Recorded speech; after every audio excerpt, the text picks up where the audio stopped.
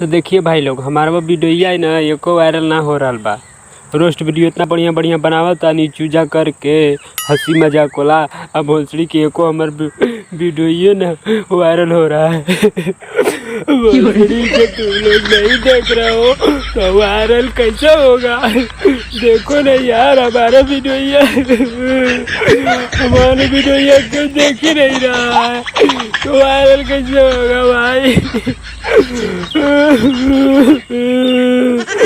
हमारे वीडियो देखिए भाई, यूट्यूब भाई से कहा डाले हमारे वीडियो को वायरल कर देना।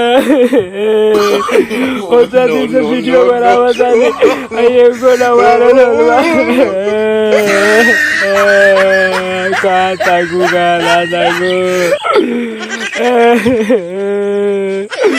यूट्यूब भगवान हमें वीडियो को वायरल कर देना।